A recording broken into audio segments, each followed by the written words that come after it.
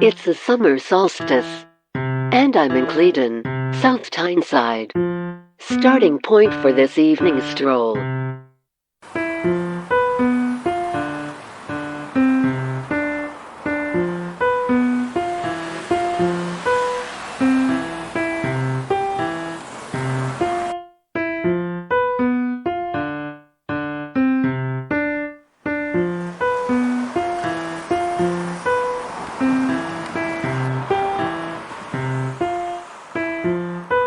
Cleadon has a claim to fame in so much as it's where Carlo Little died. Okay. Anyone who said Carlo who, go to the back of the class. Carlo Little, as I'm sure you know, was a legendary rock and roll drummer.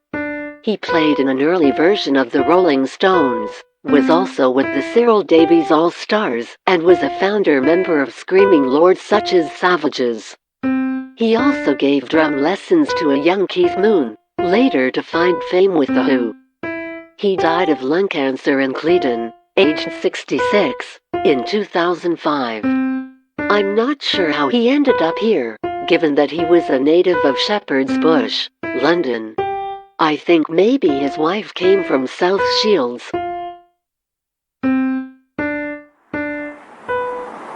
Cleadon Pond. Reputed to be a remnant of a post-glacial lake that once covered the area. The nearby Bolden Flats is another survivor of that lake.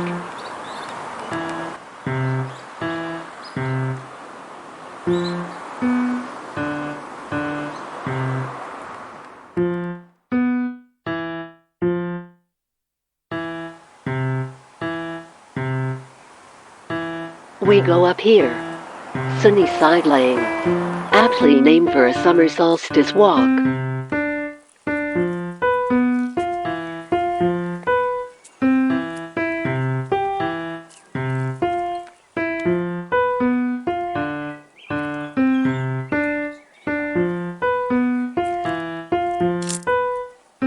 We're gradually climbing up the Cleadon Hills.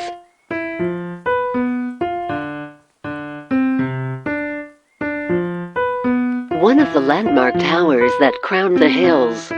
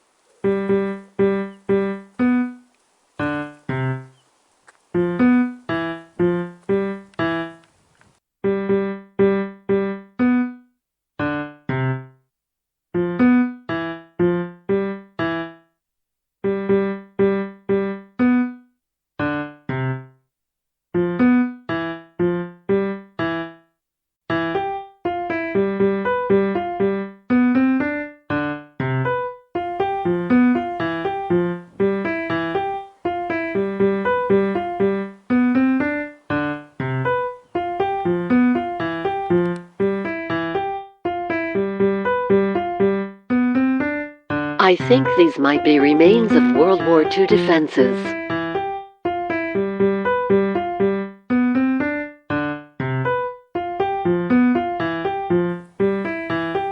Roker Pier in the distance, where the River Wear meets the North Sea. The remains of a windmill, dating from the 1820s. It's supposed to be haunted by the ghost of Elizabeth Gibbon, daughter of a miller, who either committed suicide or wasted away, both options the result of a love affair gone bad. I don't know if she was an actual historical character, but the Gibbon family did run the mill between the 1850s and 1870s.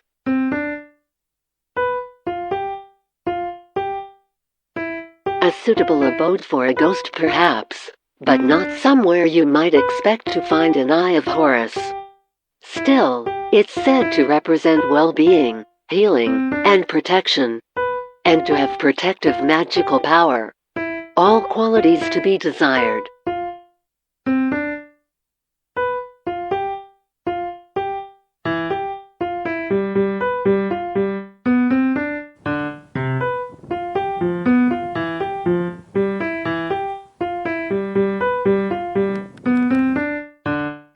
highest point of the Cleadon Hills, incidentally, is a peak called Beacon Hill, which I understand is somewhere in the middle of the nearby golf course.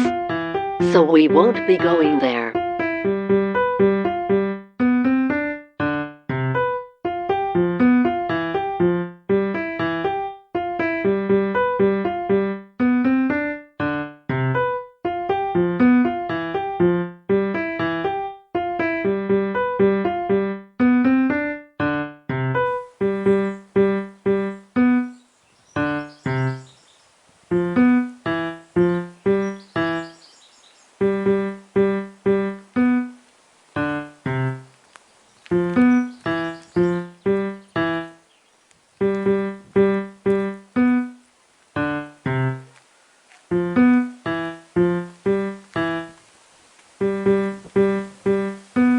The other tower on the hill, actually a chimney for the steam-powered water pumping station.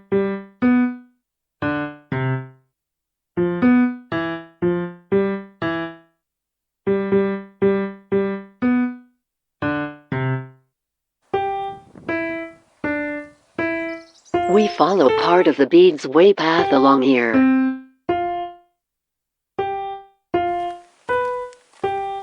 The old water pumping station has been converted into an affordable housing.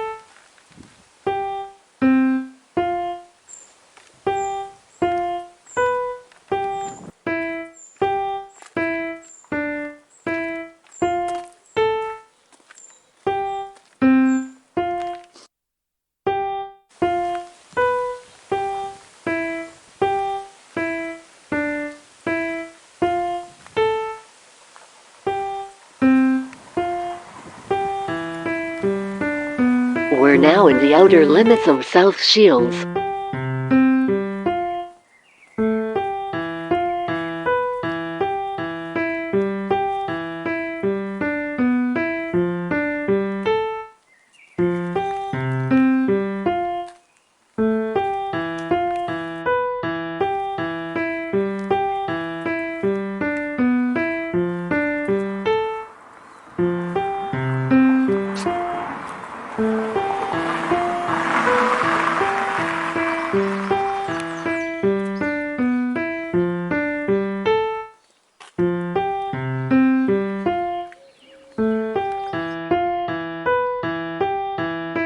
The White Horse.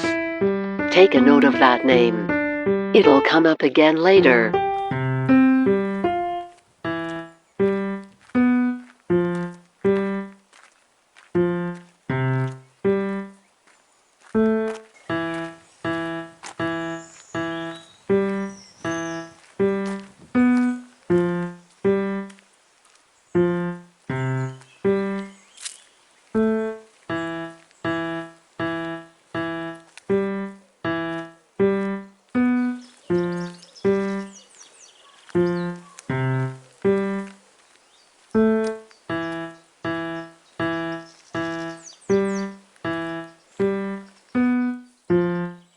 Up here.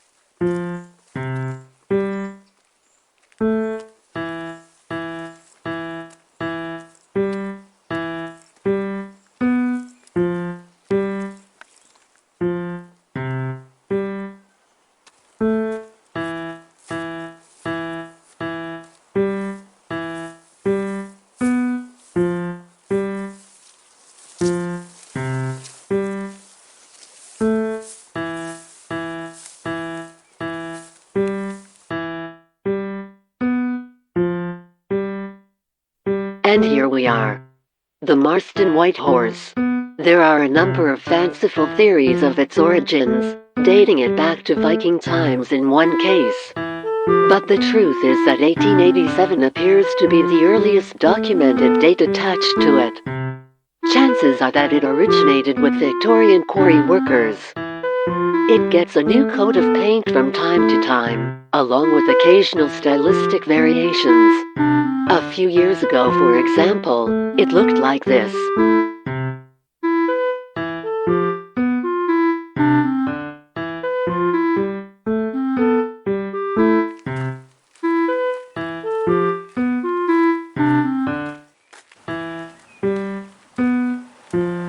Approaching Lizard Lane.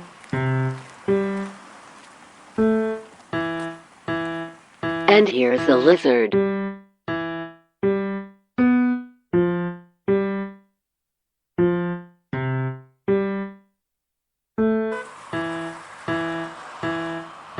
And the Lizard Lane Caravan Park.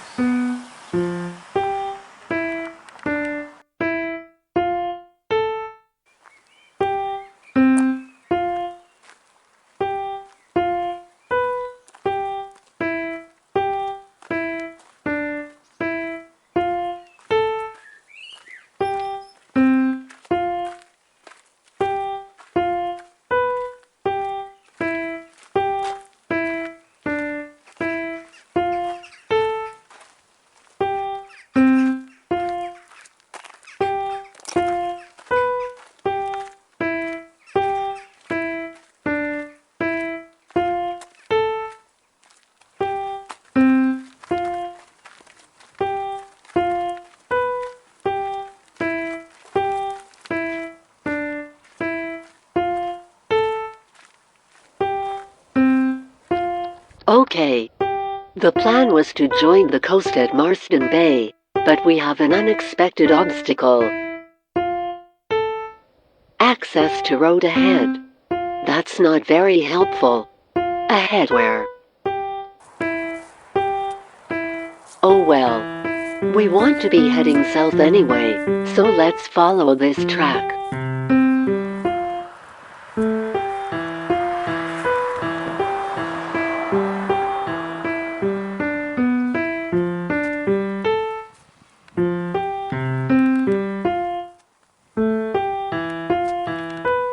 Old lime kilns.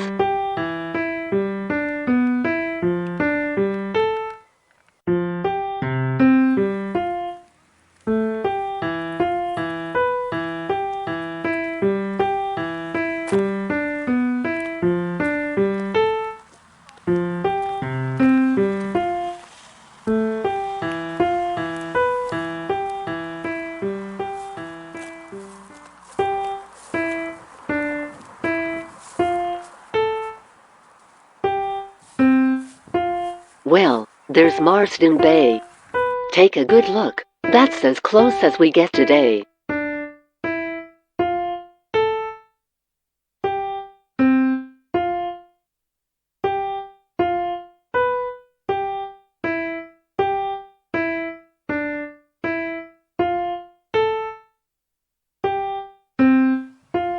Sutter Lighthouse.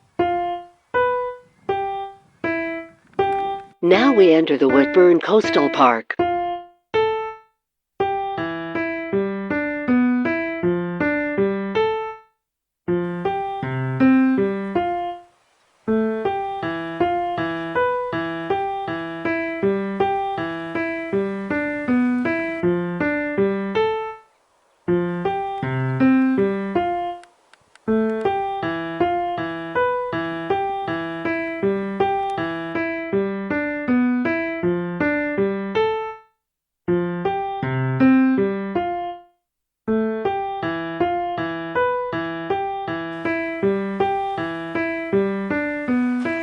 This little bay is called the Wherry.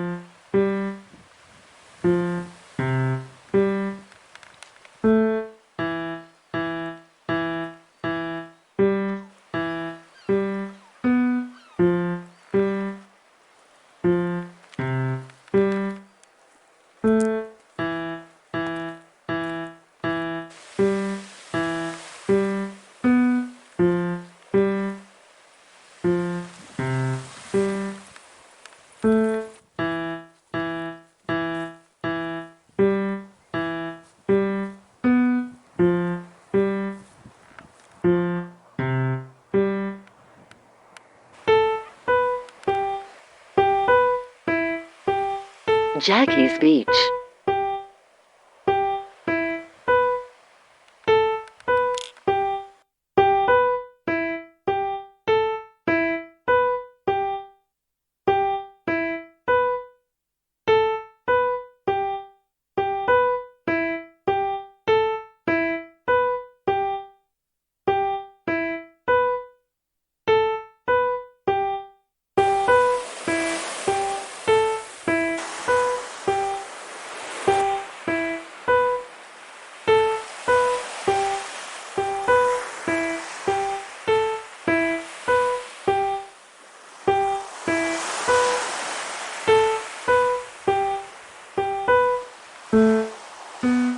This bay is also home to Finn's Labyrinth.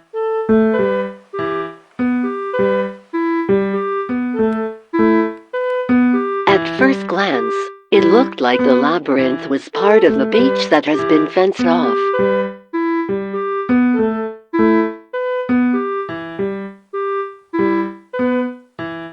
But actually it was just outside the restricted area, so I got to walk it after all.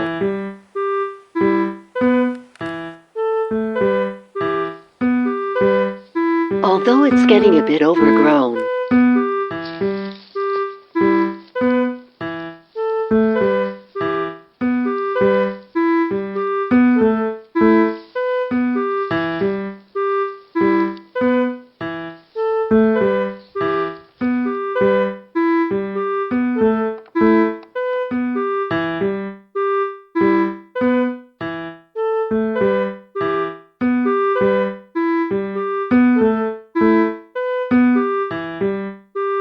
Fellowship, faith, service, harmony, beauty, joy, happiness. Excellent sentiments to end this summer solstice walk on. Hope you enjoyed the trip. Till next time.